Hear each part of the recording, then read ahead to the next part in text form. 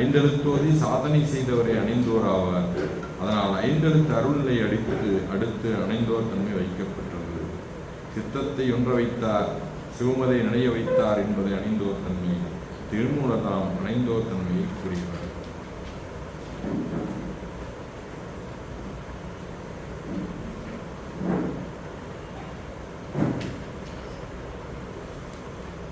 முதல் குறள்.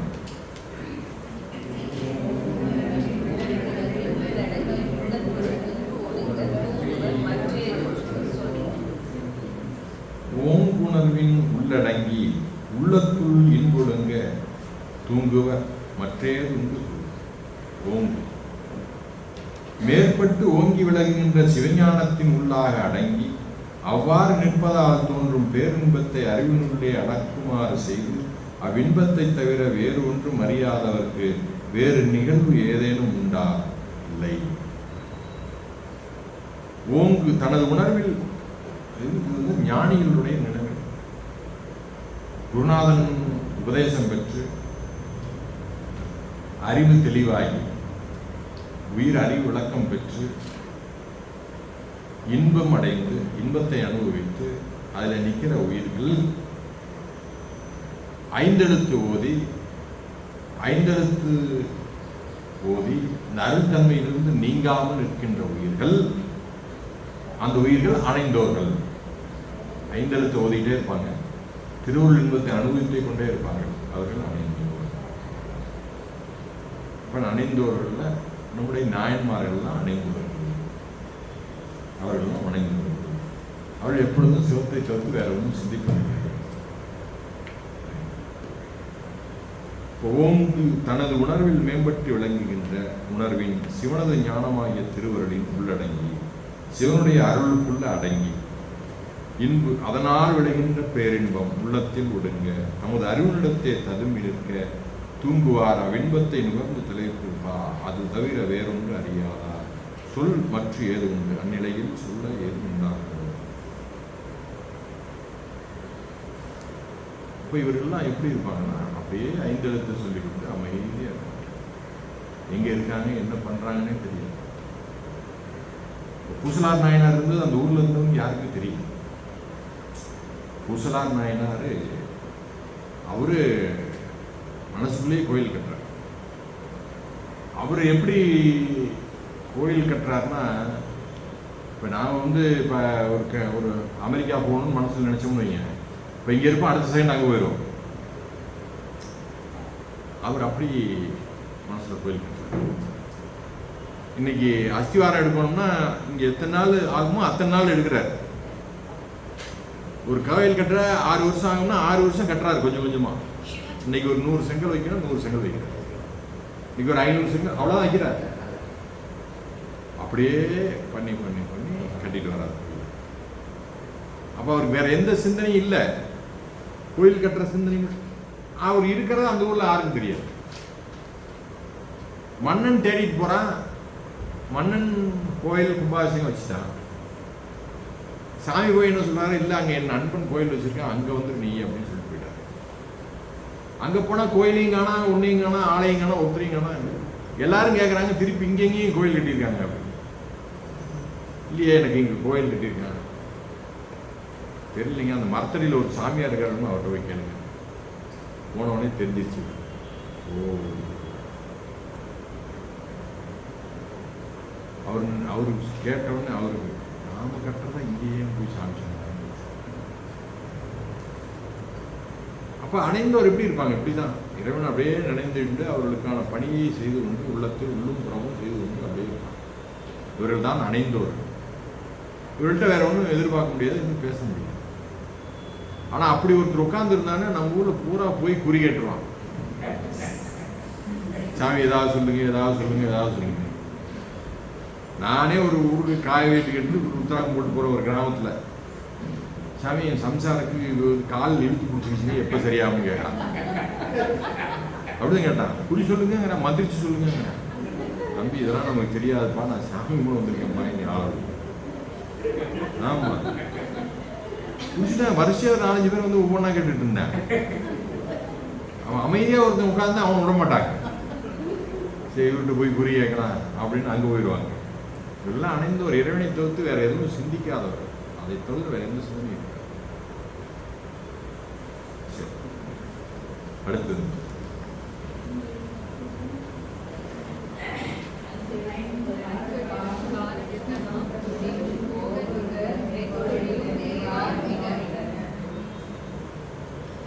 ஐந்தொழிலும் காரணர்களாம் தொழிலும் போக நுகர் வெந்தொழிலும் மேவார் மிக. ஐந்தொழிலும் சிவனை போல படைத்தல், காத்தல், அழித்தல், மறைத்தல், அருளல். ஐந்தொழில் என்னப்பா சொன்னேன் சொல்லுங்க. இந்தக்கா ஐந்தொழில் இறைவன் செய்யற ஐந்தொழில் சொல்லுங்க. பக்கத்துல எல்லாம் சொல்லி கொடுக்குறாங்க. 10வது பரிட்சை எழுதுற மாதிரியே இருக்குது. அப்ப ஐந்தொழிலும் சிவனை போல தாமும் ஐந்தொழில் செய்யக்கூடியவர்கள், அந்த அளவு காட்டுள்ளது.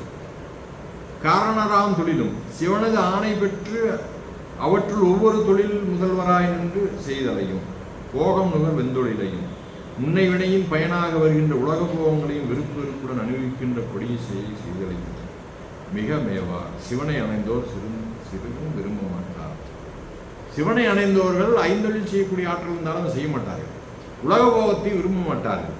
அவர்கள் சிவானந்தம் ஒன்றையே அனுபவித்துக் கொண்டிருப்பார்.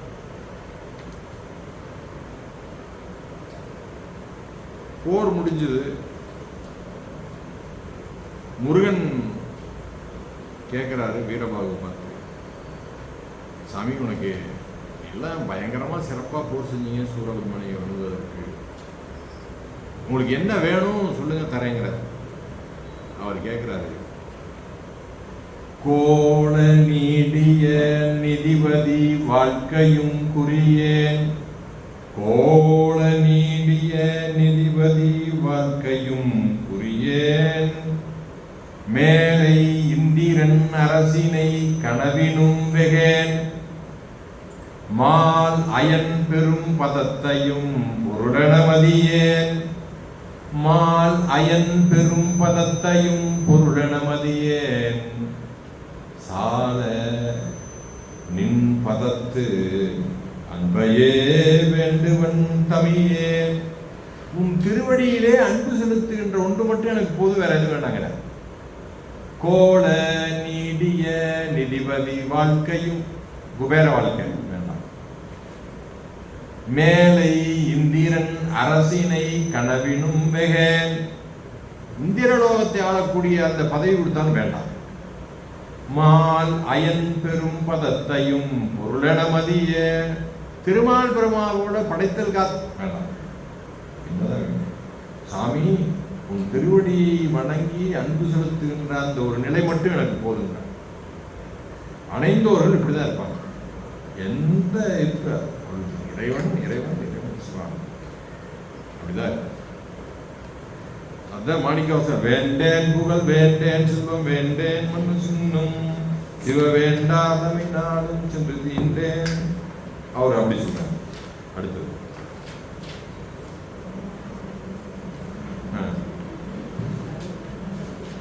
சொல்லுங்க.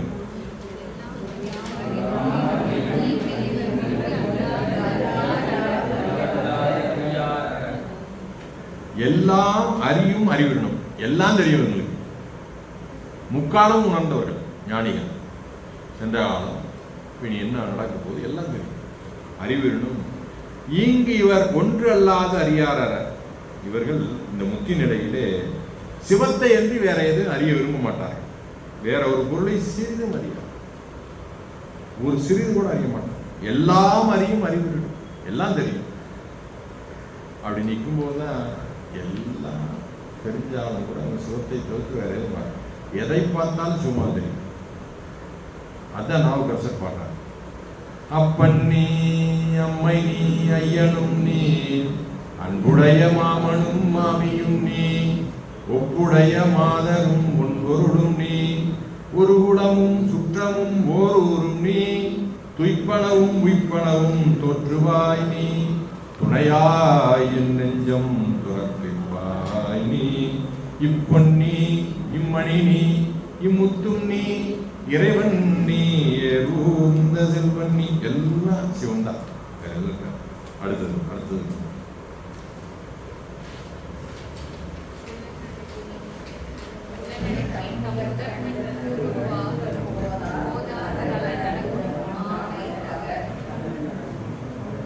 புலன் அடக்கி தம் முதற்கண் உட்குருவர் போதார் தலன் நடக்கும் ஆமை தக.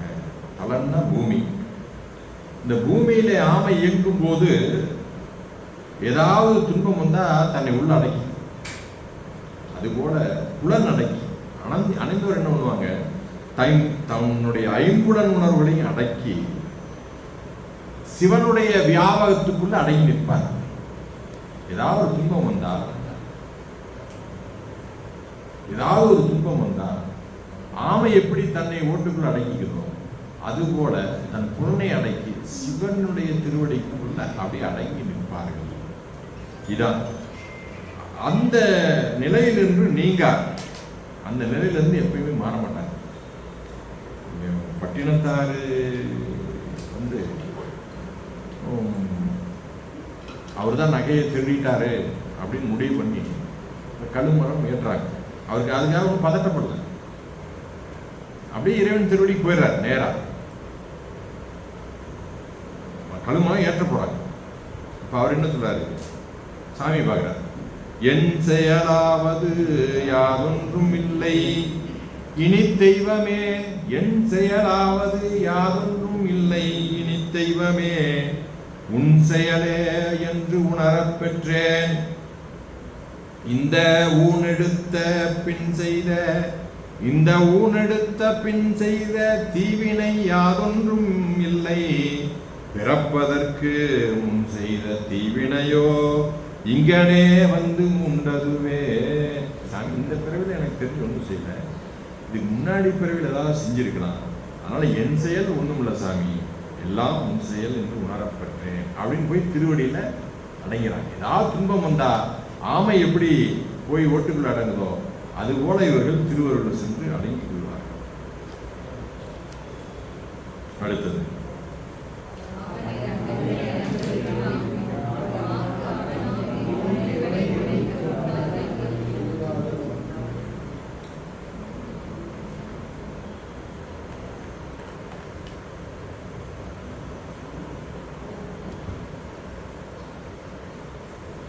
அவனை அகன்று என்கின்றாம் அங்கவனாம் எங்கும் இவனை ஒளிந்து உண்டாதலில். அவனை சிவனை அகன்று நீங்கி எவ்விடத்திலும் சிவனை அன்றி எதுவும் இல்லை. அவ்வாறே சிவனை அணைந்தோனை அன்றி யாதோரிடமும் இல்லை. சிவனை அகன்று நீங்கி எவ்விடமும் இல்லை. சிவன் இல்லாத இடம் எங்க இருக்கா? இல்லை. அவ்வாறே அவனா இவனை சிவமாம் தன்மை பெற்று சிவனாக உள்ள இந்த சிவன் முத்தனை நீங்கி எவ்விடமும் உண்டாதல் இல்லை. சிவனை அணைந்தோர் உடம்பில் நின்றாயினும் உடம்பளவில் இல்லார் சிவனைப் போலவே அவரும் வியாபகம் உடையவராய் எங்கும் நிற்பார் என்பது கருத்து. இப்ப சிவனை அணைந்தோர் இருக்கிற இடத்துல இருந்து எல்லாமே அவர்களுக்கு தெரியும். அங்க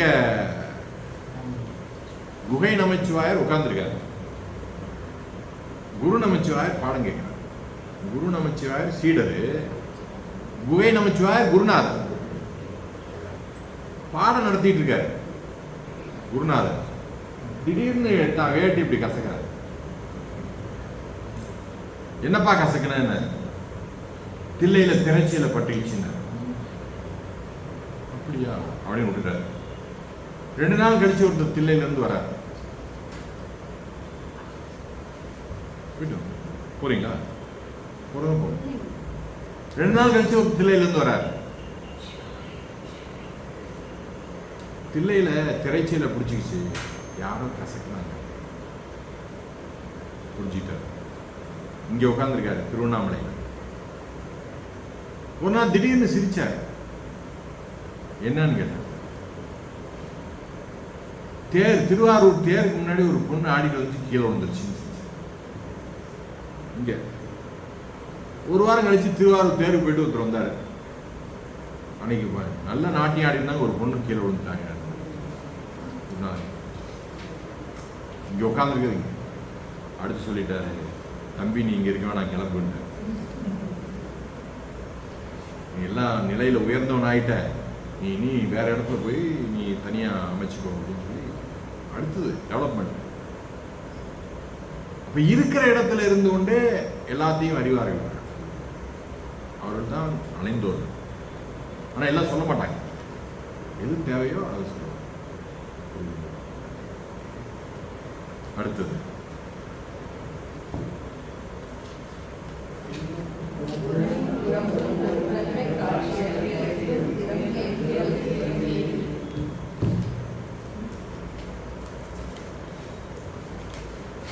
உள்ளும் புறம்பும் ஒருத்தன்மை காட்சியற்கு எல்லும் திறம் ஏதும் இல்.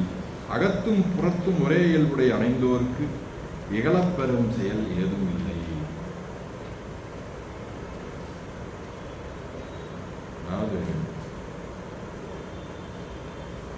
புறத்தே உள்ள பொருள்களிலும் அவர் சிவத்தை காணுதலால் அப்பொருள் பற்றி வரக்கூடிய காமம், வெகுளி, மயக்கம் முதலிய குற்றங்கள் இல்லையாயின. அவர் எந்த பொருளை பார்த்தாலும் அவங்களுக்கு சிவமே தெரியும். திரு ஆனைக்கார் தாய்மானன் இருக்கார், சுவாமி இல்லை, தாய்மானன். அவருக்கு மன்னன் ஒரு பட்டாடை போத்துறான். இவர் போறாரு, ஒரு வலையில வயதான ஒரு பெண் குளூர்ல நடுங்கிறாங்க, எடுத்து போத்திடுறார். இதெல்லாம் கர்ண பரம்பரை செய்திகள், செவி வழி செய்திகள் அப்படின்னு சொல்லி ஒருத்தன் போய் மன்னன் சொல்லிட்டான், நீங்க கொடுத்த பட்டாடையை அந்த அம்மாவுக்கு போதிட்டாரு, கூப்பிட்டு கேளுங்க. அவரை கூப்பிடுறாங்க. தாய்மானன், சாமி உங்களுக்கு போத்தின பட்டாடையை யாரோ ஒரு பெண்ணு கணிச்சு, அகிலாண்டேஸ்வரி தாய் கணிச்சு. சரி வாங்க கோயிலுக்கு போனாங்க. கோயிலுக்கு போறாங்க. தீவாரம் திரை போட்டிருக்கு. தீவாரம் காலத்து திரை விளக்குறாங்க. இவர் அந்த அம்மாவுக்கு போத்தின அந்த துணி ஆடை அப்படியே அங்க அகிலாண்டேஸ்வரி தாய் மேல இருக்கு. இப்போ மன்னன் இவரை வணங்குறான். அப்ப அவர்களுக்கு நான் மடத்துக்கு போறோம், சாமிகிட்ட, சாமி நீங்கள் வணங்காதீங்க சாமி, நாங்கள் தான் உங்களை வணங்கணும்னு சொல்லுவார். அவர் சொல்லுவார், சாமி எங்களுக்கு குல தெய்வம்னு சொன்னால் திருநாவுக்கரசர் திருமணம் தான், சிவாச்சல சாமி தான் ரொம்ப உயர்ந்தவர். அந்த உயர்வுக்கு யாரையும் சொல்ல முடியாது. ரொம்ப உயர்வு, அப்பழுக்கிற்றவர். சொல்லுவாங்க, நீங்க எங்களை வணங்குறீங்க, நாங்கள் உங்களுக்குள்ள இருக்க இறைவனை வணங்குறோம். நீங்க எங்களை வணங்குறீங்க, நாங்கள் உங்களுக்குள்ள இருக்க இறைவனை வணங்குறோம். சாமி ரொம்ப உயர்ந்தது. 96 வயசு. ஐயாவும் அவரும் கிளாஸ்மேட். சென்னிப்பனார் ஐயாவும் கிளாஸ்மேட், 2 பேரும். ஒரு வகுப்பு ஆரம்பிச்சோம், மாவாடியின் வகுப்பு. சென்னிப்பனார் ஐயா ஆசிரியர். சாமி வராங்க, சிறப்பு அழைப்பாளர். சாமி கூப்பிட்டோம், சிறப்பு அழைப்பாளராக வந்து பேசணுங்க. 2 சமகாலம், ஒரே பள்ளி கல்லூரி மாணவர்கள், ஒரே வகுப்பறை. இப்போ கூட ஒரு பரிசு கொடுத்தாங்க, 90 ஆண்டு கடந்த தமிழ் மாணாக்கர் அப்படின்னு. அதில் ஐயா, இவங்க, சாமி எல்லாம் போய் வாங்கினாங்க. இப்போ சாமி கூப்பிட்றேன் போய், சாமி ஐயாவுடைய சொற்பொழிவு நீங்கள் வந்து ஐயாவுக்கு வாழ்த்து சொல்லணும். சாமி உயர்ந்தவங்க. அவங்க என்ன சொன்னாங்கன்னா, சென்னிப்பனாருக்கு வாழ்த்து சொல்ற தகுதி எனக்கு கிடையாது, இருந்தாலும் நாங்கள் ஒரு சாலை மாணவர்களால வந்து சொல்றேன். சாமியும் துறைபோக கட்டுறோம். பெரியவரான முடிச்சு யானை மேல ஊர்வலம் வச்சு நடத்துவாங்க. தமிழ் பேர, அவரும் தமிழாசிரியர், பள்ளி தமிழாசிரியர். 2 பேரும் பிஏ தமிழ் தான், சாதாரணமான சாமி. ஆனாலும் எப்படி சொல்கிறாங்க, சென்னிப்பனாருக்கு வாழ்த்து சொல்கிற அளவுக்கு தைரியம் இல்லைப்பா. சாமி ரொம்ப உயர்ந்தவங்க, நான் சொல்கிற விஷயம். இருந்தாலும் ஒரு சாலை மாணவர்களால் நான் வந்து சொல்கிறேன், 2 பேரும் க்ளோஸ் ஃப்ரெண்ட்ஸ் தான். ஆனால் அவங்க சொல்லும்போது எப்படி சொல்கிறாங்க, அதனால் நாம் அவர்களை வணங்குகிறோம், அவர்கள் நம்மளுக்குள்ளே இருக்க இறைவனை வணங்குகிறார். அவங்களுக்கு எல்லாம் தெரியும். கொன்றை பூத்திருந்தது, எல்லா கொன்றையும் பார்த்தா ஆனாய நாயனருக்குன்னு சும்மா தெரியுது. நெறி அப்படி அந்த நெறியில் இருக்காங்க. அப்படியே அவங்க நெறியெல்லாம் எங்கே பார்த்தாலும் நீக்கமர சிவம் தெரியும். நமக்கு பார்க்கறதெல்லாம் நமக்கு ஆகுமான்னு தெரியும், அவங்களுக்கு பார்க்கறதெல்லாம் சிவமா தெரியும். அப்படி உள்ளும் புறமும் ஒருத்தன்மை காட்சியற்கு எல்லும் திறமை. அவள் எந்த செயல் செய்தாலும் அது இறை சிந்தனையோடு செய்கிற செயல்கள் தான். அதில் எந்த குற்றமும் எதுவுமே இருக்காது. சரி,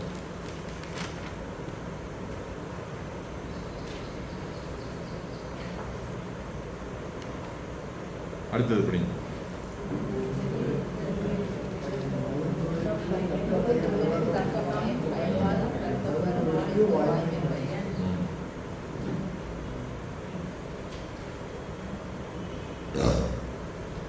உருந்தொழிற்கு தக்க பயன். அவரவர்கள் நீங்க அணைந்தோரை நீங்க அடையாளம் காண முடியும். அது ரொம்ப முக்கியம்.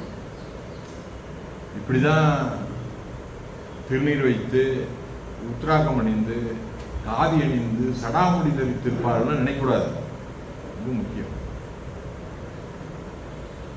எப்படி வேணுமாலும் இருப்பாங்க, எந்த நிலையில் இருக்காங்க கண்டுபிடிக்கிறது.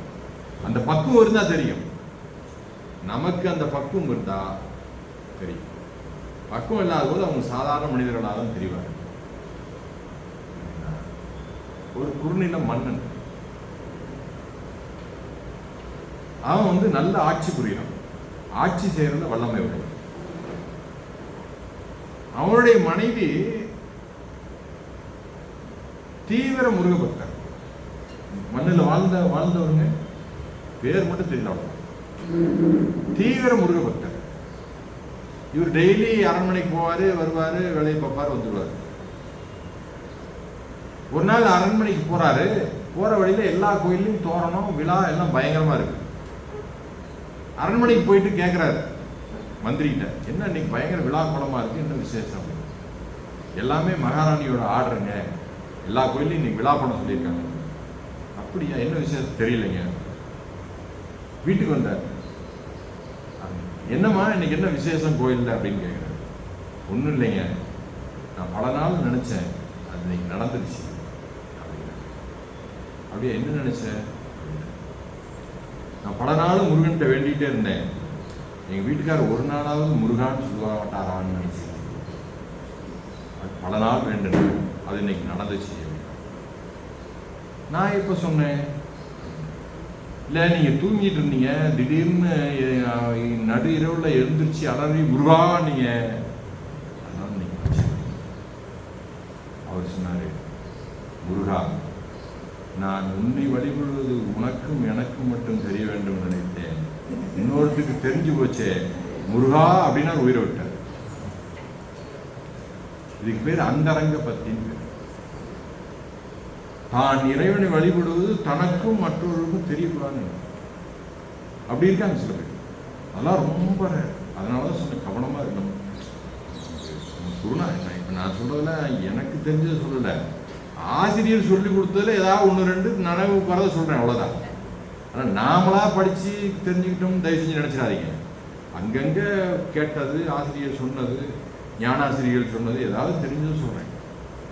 அப்ப இப்படிதான் இருப்பாங்க. நீங்க நான் கண்ட பெரியவர்களை பார்த்தீங்கன்னா இதெல்லாம் எழுதியிருப்பாரு. நல்ல நூல்களை படிக்கணும், நல்ல பெரியவர்கள். நாம இப்ப முக்தி பெங்களூர் போகணும்னு வைங்க, நான் இங்கேருந்து பெங்களூர் வரணும், இங்கே இருக்கவங்க தெரிஞ்சவங்களை பார்த்து பிடிச்சிக்கணுமா இல்லையா? சோறு கிடைக்கும், போகிறதுக்கு வழி கிடைக்கும். ஒன்று புரியுதுங்களா? மெட்ராஸில் இருக்கவனை பிடிச்சா அங்கதான் இங்க வர முடியாது. சிவத்துக்கிட்ட போகணும். அதை பத்தி நினைக்கிறவங்க பேசுறவங்களோட தொடர்பு வச்சுக்கிட்டே இருந்தோம்னா அப்படியே கூட்டிட்டு போயிடுவாங்க. புரியுதுங்களா? இவன் சரியில்லை, அவன் சரியில்லை, இந்த கூட்டத்தில் அது சேரவே கூடாது. புரியுது உங்களுக்கு? நம்மளையும் அதே பக்கம் எடுத்துட்டு போயிடும். யாரு உண்மையா இறைவனை அமைதியா வழிபாடு அவரோட தொடர்பு வச்சுக்கணும். ஒரு நூலை படிக்கணும்னாவே அதை படிச்சவங்களோட மூலம் சேரணுங்கிறாங்க. புரியுதுங்களா? சிவத்தை பத்தி தெரியணும்னா அது தெரிஞ்சவங்களோட தொடர்பு வச்சுக்கணும். கொடுத்தும் கொடல் வேண்டும் நட்புங்கிற. புரியுதுங்களா? அப்ப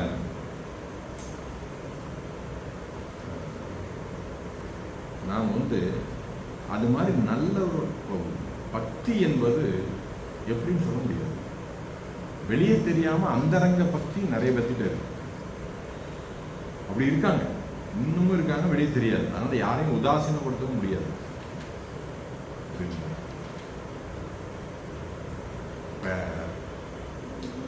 அடியார்களுக்கு மட்டும் அன்னதானம் அப்படின்னு நீங்க போட்டீங்கன்னா அடியார் அல்லாதவங்க ஒருத்தவங்க உதாசீனப்படுத்தக்கூடாது. யாருன்னு எப்படி தெரியும்? புரியுது? நீங்க டால்ஸ்டாய் ரஷ்ய எழுத்தாளர், டால்ஸ்டாய் ரஷ்ய எழுத்தாளர், செருப்பு தைக்கும் தொழிலாளின்னு ஒரு கதை எழுதுறாரு. அவர் கதை பூரா ஒரு பக்கம் தான் இருக்கும். செருப்பு தைக்கும் தொழிலாளி, அவன் செருப்பு தைக்கிற வேலை தான் செய்யணும். ஒரு நாள் சாமிகிட்ட வேண்டும், சாமி நீ என்ன பெரிய ஆளுங்களுக்காக அங்கே விருந்து வைக்கிறாங்க பூரா, நான் விட்டா உன்னோட வரமாட்டேங்க. சரிப்பா நாளைக்கு வரேங்க. அவன் வீட்டில் ஓட்ஸ் கஞ்சி தான் இருக்கு, அந்த ஊரில் கஞ்சி வச்சு கொண்டு வரேன், சாமி வருவாருங்க. காலையில் ஒருத்தன் பிச்சைக்காரன் வந்துட்டான், ஐயா பசிக்குதுன்னா அந்த குண்டானில் வச்சது ஒரு டம்ளர் எடுத்து ஊற்றிட்டான், சாப்பிட்டு போகும். அப்புறம் ஒருத்தன் நடக்க முடியாமல் தொழுநோய்க்காரன் வந்தான், அவனையும் பார்த்தான், ஊற்றிட்டான். அப்புறம் ஒரு நாய் வத்தல் துத்தமாக வந்து நிற்கிது, ஒரு டம்ளர் ஊற்றினா சட்டி காலி ஆயிடுச்சு. இனி எங்கப்பா 6 மணி ஆச்சு, சாமி வர போறான்னு நினைச்சு போயிட்டான். நைட்டு போய் தூங்கலாம். சாமி எத்தனை தடவை கூப்பிட்டேன், வரேன்னு சொல்லி ஏமாத்திட்டே அப்படின்னா. சாமி சொன்னாரு 3 தடவை வந்தேன்ப்பா அப்படின்னாரு. பழனியில் நடந்த ஒரு சம்பவம். ஒரு பெரிய வாழைத்தோப்பு,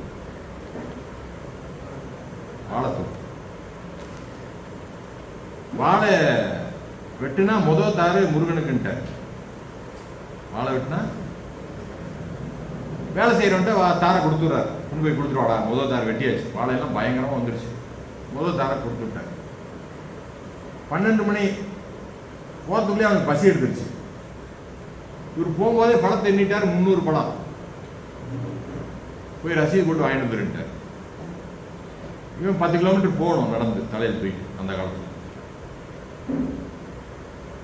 போனா ஒரு மரத்தடியில் உட்காந்து பசி தாங்கல, ஒரு 6 பழத்தை எடுத்து சாப்பிட்டான், 5-6 பழம் சாப்பிட்டான்.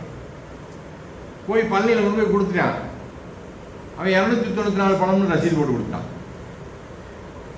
பல தார் வந்ததுன்னு போட்டு கொடுத்தா ஒன்றும் பிரச்சனை இல்லை, 294 கொண்டு வந்து கொடுத்தேன். ஏன்னா 300 பழம் கொடுத்தேன், நீ என்னடா அப்படின்னு 6 பழம் நான், ஏன்னா சாமி கொடுத்த நீ தின்ட்டியாடா, நான் கட்டி விடான்னு கட்டி வச்சிட்டான் கோவத்தில். இவன் போய் தூங்குறான், முறையாக வராது. பா நீ கொடுத்த பழம்லாம் வந்துருச்சுப்பா அப்படின்னு. 300 பழமும் வந்துருச்சா சாமி? 6 பழம் தாண்டா வந்தது. பகிர் தூக்கி போடுச்சு. சாமி தான் 6 பழம் சாப்பிட்டுருக்காருன்னு ஓடி அவனை அவுத்து விட்டு காலில் விட்டுட்டான். புரியுதா அவனுக்கு? அப்ப இறைவன் எப்படி வருவான், எங்க வருவான் என்று சொல்ல முடியாது. அவன் எப்படி வேணாலும் எங்க வேணாலும், அதான் இறைவனுடைய செயல். உயிர் பக்குவப்பட்டிருக்கான்னு பார்க்க வருவான். சரி, உருந்தொழிற்கு தக்க பயன் உலகம் தத்தம், வருந்தொழிற்கு வாய்மை பயன். உருந்தொழில் சரியை கிரியை யோகம், தக்க பயன் தகுதி வாய்ந்த பயன், பயனுலகம் பதமுத்தி. தத்தம் வருந்தொழிற்கு தத்தம் தொழிலை செருக்கற்று பற்றின்றி செய்யும் அணைந்தோர்க்கு வாய்மை பயன் ஞான வாய்மை பரமுத்தியே உண்மையாகும். அவங்கவுங்க சேர்த்துக்கு சரியை கிரியை யோகம் ஞானம் வரிசையா இருக்கு. அதுக்கு ஒவ்வொன்றுக்கும் ஒரு முக்தி. சாலோகம் சாயமீனும் சாருவும் சாயிச்சும் அதெல்லாம் பின்னாடி படிப்போம். தத்தம் தொழிலை செருக்கற்று பற்றின்றி செய்யும் அணைந்தோர்க்கு பரமுக்தியே உண்மை பயனாகும். அவங்கவுங்க சேர்த்துக்கு தகுந்த மாதிரி. வெறும் உளவாரம் அப்படி போனோம்னா சரியை அதுக்கு, அப்புறம் சிவபூஜை பண்றோமா அதுக்கு, அப்புறம் இறைவனோட ஒன்றி நிற்கிறோமா அதுக்கு தகுந்த மாதிரி. ஆனால் தன்னுடைய ஆணவமனத்தை முற்றுமாக நீக்கி திருவருளை அடங்கி நிற்கின்ற அணைந்தோருக்கு பரமுக்தி மேலான முக்தி பதம் மீண்டும் பிறப்பில்லை அவர்களுக்கு என்று இந்த குரல் சொல்லுவார். அடுத்தது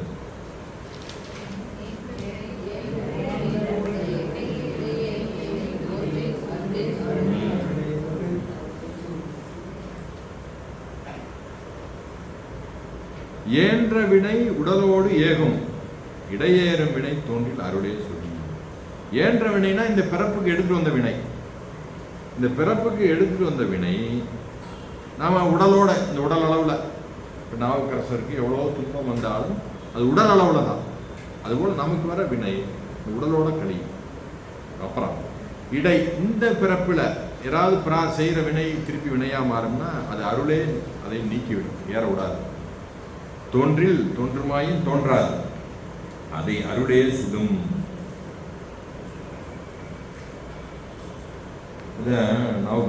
நாமார்க்கும் குடியல்லோம் நமனை அஞ்சோம் நரகத்தில் இடர்படோம் நலையல்லோம் ஏமாப்போம் பிணியறியோம் பணிவோம் அல்லோம் இன்பமே என்னாலும் இன்பமில்லை. காமாக்கும் குடியல்லா தன்மையான சங்கரண சங்கவின் குலை ஓர்காதில் கோமார்க்கே நாம் என்றும் மீளாளாய் பொய் மலர்ச்சேவடியினை குறுகினோமே.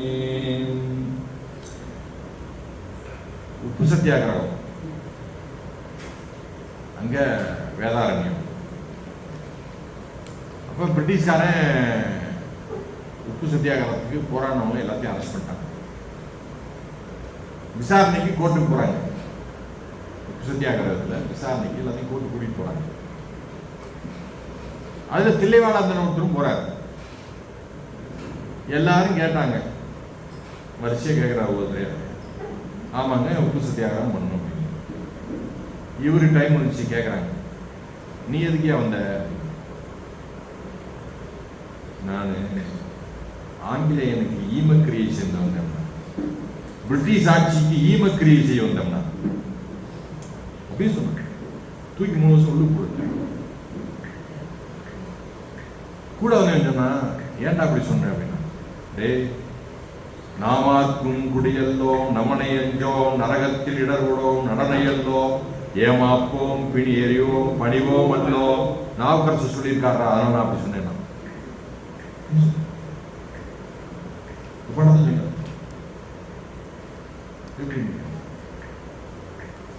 அப்ப கோமாக்கே நாம் என்றும் மீளாளாய் பொய் சேவடியினை குறுகினோமே பொய் மலர் சேவடியினை குறுகினோமே. அவரை குறுகினால் வினை மேலும் வந்து ஏறாது, அருளே சுடும், அருளே சுடும். அடுத்தது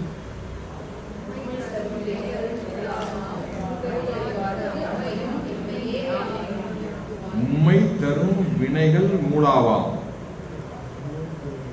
மூதறிவார்க்கு அமையும் இம்மையே. மும்மை தரும் வினைகள், வினை நமக்கு எதனால வருது? மனம் வாக்கு காய். மும்மை மனம் வாக்கு காயலாம். இந்த பாட்டே முடிய போகுதுங்க, அதுக்குன்னு கடை போட்டாரு. சரி கொடுங்க குடிங்க, அப்புறம் பாடிச்சுக்கலாம். இந்த 2 பாட்டு தான் இருக்கு. சாப்பிடுங்க, டீ சாப்பிடுங்க. என்ன கொடு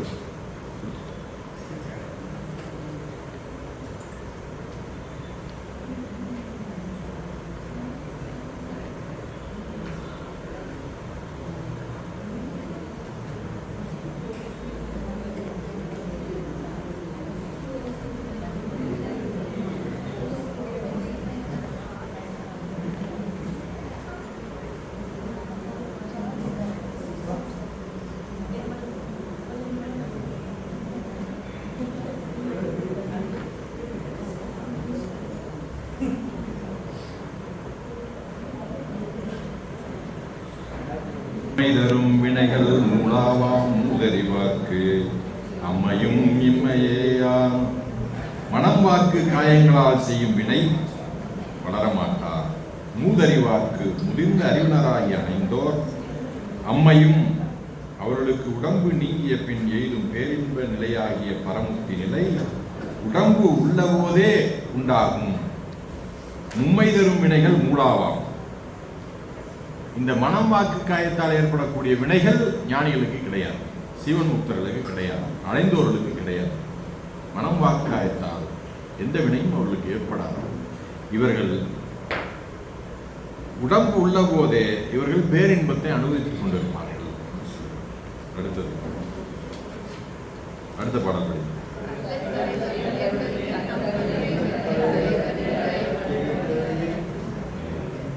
கள்ளத்தலைவர் இறைவன் தலைமையை தம்முடைய தலைமையாக கொள்வோர் அறிவில்லாத. என்னை வழிபட்டால் உங்களுக்கு முத்தின்னு எத்தனை பேர் சொல்றாங்க? அதெல்லாம் இது கள்ளத்தலைவர். இறைவன் தலைமையை தம்முடையதாக கொள்வோர் அறிவில்லாதவர், அவர்களே கள்ளத்தலைவர். அப்ப யாராரும் புரிஞ்சுக்கணும். துயர் கருதி அறியாமையால் படும் துன்பத்தை எண்ணி, அவர்கள் படும் துன்பத்தை எண்ணி தம் கருணை வெளி வெள்ளத்து ஞானிகள் தமது இரக்க மிகுதியால் மிக அலைவர். கருணை மிகுதியால் மிகவும் பறிகொண்டு உய்யும் நெறியை காட்ட முற்படுவர். இறைவனுடைய தலைமையை நினைக்காமல் தன்னையே முதன்மையாக கொண்டு சிந்திக்கக்கூடியவர்களை இந்த ஞானிகள் மிகவும் இறங்கி அவர்களுக்கு கருணை கொண்டு அவர்களுக்கு பரிவு கொண்டு உய்யும் நெறியை காட்டுவார்கள். நீ மெய்ப்பொருள் நாயனார் வரலாறு தெரியுமா? மெய்ப்பொருள் நாயனார் வரலாறு தினமணியில செய்தி. கடைசியா ஒருத்தர் இறக்கும் போது கொடுத்த தகவல்ல எது உயர்ந்த தகவல்னா மெய்ப்பொருள் நாயனார் கொடுத்த தகவல் தான் தினமணியில போட்டாங்க. அவர் கடைசியா உயிர் பிரிய போகும்போது தத்தா நம்பர்னாரு, கொண்டு போய் விட்டாரு, வந்தாரு. கொண்டு போய் விட்டோம்னு சொன்னா ஐயோ இது மாதிரி யார் செய்ய முடியும் எனக்கு அப்படின்னு சொல்லி அவங்க வணங்குறாரு. கடைசியா உயிர் போகுது. அப்ப சொல்றாரு, அரசியல்லாயத்தார்க்கும் அழிவுறும் காதலார்க்கும் விரவிய செய்கை தன்னை விளம்புவார் விதியினாலே பரவிய திருநீற்று அன்பு பாதுகாத்து உய்ப்பீர் என்று புறவலர் மன்றுள்ளாடும் பூங்கடல் சிந்தை செய்தார்.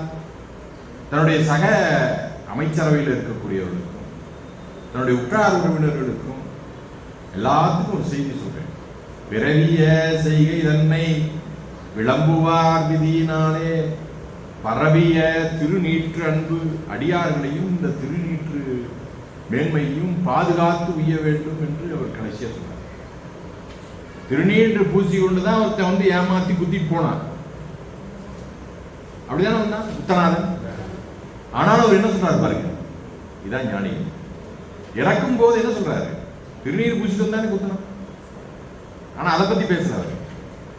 அப்படி திருநீர் பூசினவெல்லாம் ஏமாத்துக்காரன்னு நினைச்சிடக்கூடாது. புரியுது அவங்களுக்கு? அதனால இறக்கும் போது அழைத்து சொல்றாரு. அவர் சிந்தனை அப்படி இருக்குன்னு தோணுது. இறக்கும் போது என்ன சொல்லுவோம்? திருநீர் வச்சோடனே நம்பாரா, அப்படி எங்க மாமாவை குத்திட்டு போயிட்டான்டா அப்படின்னு சொல்லுவோம். அதனால அவரே சொல்றாரு, அவர்தான் இறக்க போறாரு, அவரே சொல்றாரு, பரவிய திருநீற்று அன்பு பாதுகாத்து உய்ப்பீர் என்று புறவலர் மன்றுளாடும் உங்களது சிந்தை செய்தார். அவரே சொல்லி போயிட்டார். வேற யாரும் சொன்னா கூட எடுபடாது. திருநீரை வச்சு தடாமுடி வச்சு அடியார் போல கோலம் கொண்டு வந்தவன் தான் தன்னை ஏமாத்தி அவரை குத்தினா. அதனால அவரே சொல்லி போயிட்டார். அதனால நீ ஒன்றும் நினைக்காத, திருநீற்று அன்பு பாதுகாத்து வைப்பீர் என்று அடியார்களையும் திருநீற்று மேன்மையும் பாதுகாக்க வேண்டும் என்று தன்னுடைய அரசியல் இருக்கக்கூடியவர்களுக்கும் தன் இல்லத்தாருக்கும் உலக மக்களுக்கும் ஒரு செய்தியை சொல்லி போறார். அப்புறம் இதுல மொத்தமா என்ன பார்த்தோம்? சீவன் முத்தர் திருவருள் ஞானத்தில் ஒடுங்கி இருப்பார். அவர் உள்ளத்தே சிவானந்தம் நிறைந்திருக்கும். சீவன் முக்தர் இறைவனுடைய சிந்தனையிலேயே மூழ்கி இருப்பார்கள். அவர் உள்ளத்தில் சிவானந்தம் திளைத்து இருக்கும். அவர்களுக்கு வியாபக ஞானம் இருந்தாலும் சிவத்தை மட்டுமே அறிவார். உலகத்தை பூரா அறிந்து கொள்ளக்கூடிய ஆற்றல் இருந்தாலும் அவர்கள் சிவத்தை தவிர்த்து வேற எதுவும் சிந்திக்க மாட்டார்கள். அவர்கள் தாம் உள்ளேயும் வெளியேயும் எல்லாம் சிவன் என்றே காண்பார். எங்கு பார்த்தாலும் அவர்களுக்கு நீக்கமர சிவம் நிற்கின்ற நிலைதான் அவர்களுக்கு தெரியும். இவர்கள் பூமியில் உடம்புடன் இருந்தாலும் அவர்கள் செய்யும் வினை ஆகாமியம், சஞ்சிதம், பிராரப்தம் என்னும் நிலைகளை அடைவதில்லை. அந்த வினைகள்லாம் மேலே போய் சேராது. அவர்கள் சிவானந்தத்தில் திளைத்திருந்தாலும் உலக மக்கள் மேல் கருணை உடையவராகவே இருப்பார். அவர்கள்லாம் பின்னாடி வர ஞானிகள்லாம் நமக்கு எதுக்கு இந்த நூலை செஞ்சிருக்காங்க? பின்னாடி வரக்கூடிய உயிர்கள் பெருமுனார் செஞ்சு 2000 வருஷம் ஆச்சு. எதுக்கு? வள்ளுவர் செஞ்சு 2000 வருஷம் ஆச்சு. வள்ளுவருக்கு காலையில் 1/2 மணி நேரம் 1 மணி நேரம் போய் வேலைக்கு போகிறான். அதில் வர பொருளை கொண்டு வந்து வீட்டில் கொடுத்து திருக்குறள் எழுதுனா அவர் வேலை.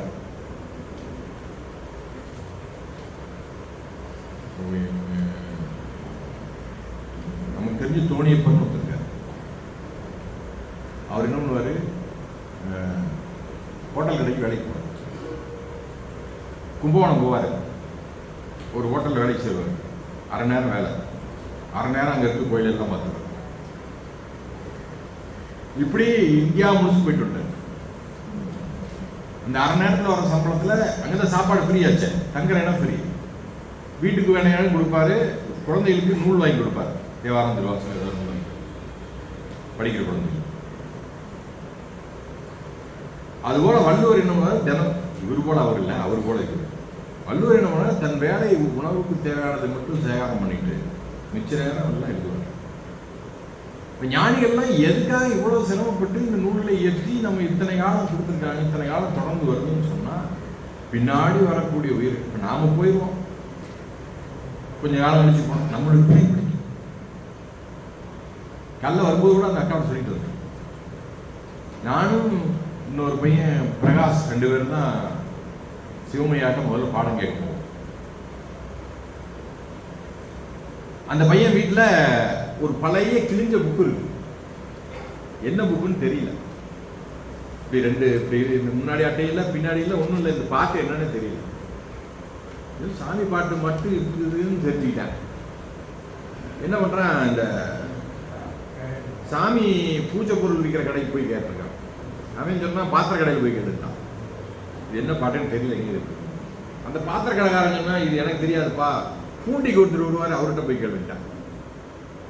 அங்கே போனால் நஞ்சப்பையா இருந்தார்,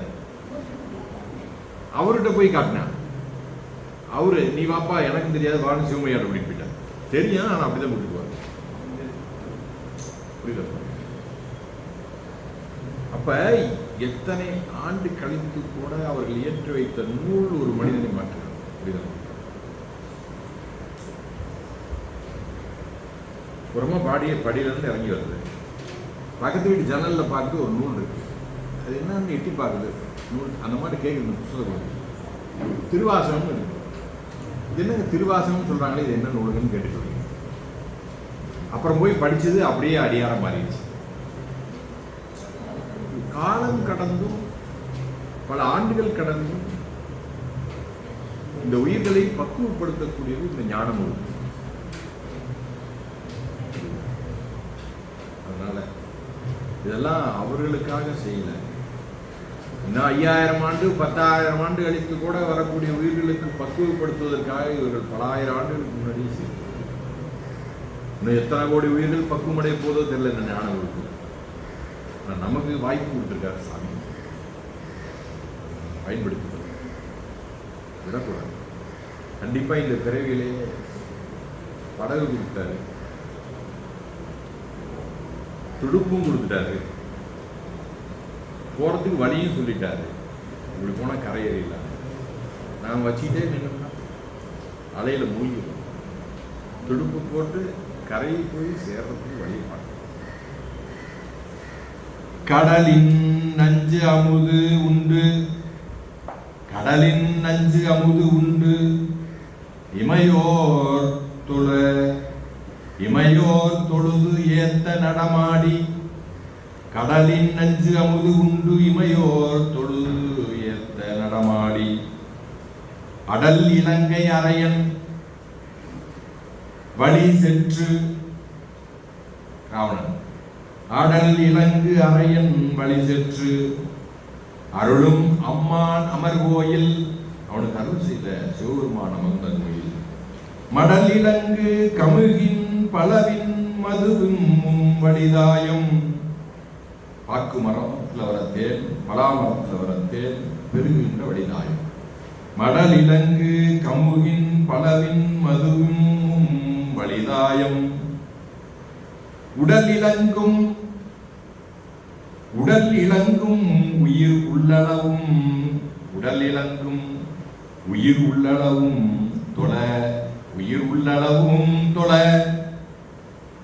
உள்ளத்துயர் ஓமே கடல் நஞ்சு அமுது உண்டு இமையோ தொழுதேத்த நடமாடி அழல் இலங்கை அரையன் வழி சென்று அருளும் அம்மான் அமர் கோயில் மடலிலங்கு கமுகின் பலவின் மருகின் வழிதாயம் உடல் இலங்கும் உயிர் உள்ளளவும் தொழ உயிர் உள்ளளவும் தொழ உள்ளத்துயர்வோமே என்றும் இன்பம் பெருகும் இயல்பினால் ஒன்றுகாதரைத்து உள்ளம் பூங்கிட அடியாரவர் வாழ்வுகள் நின்றதெங்கும் நிலவி உலகலாம் நல்காது ஒளியான் நமக்கு என்று உன்னாமும் பிதற்றி நயனமே மல்கா வாழ்த்தா வாய்குளரா வணங்கா மனத்தால் நினைந்து உருகி பல்கால் உன்னை பாவித்து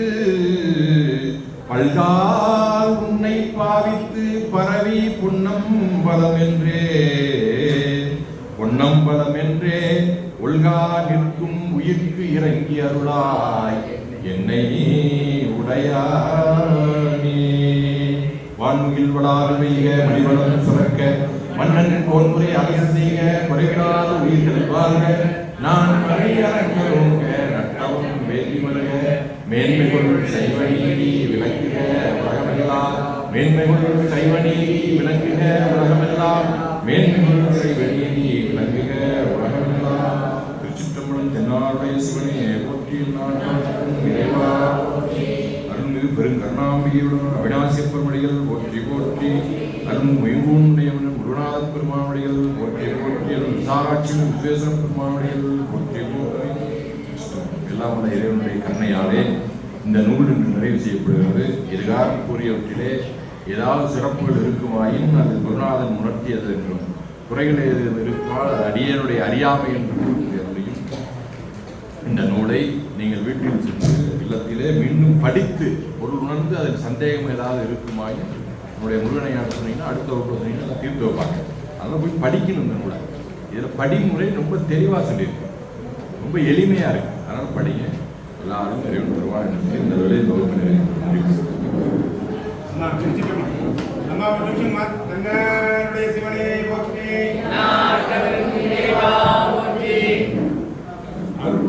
ஒளியரசியை போன மாதம் கர்நாடகாவில் கலப்பயணம் பண்ணியிருந்தாரு. அவர் 63 நாயன்மார் திருத்தலத்தெல்லாம் பயணம் பண்ணும்போது காம்படின்ற ஊரை கடைசியாக வச்சு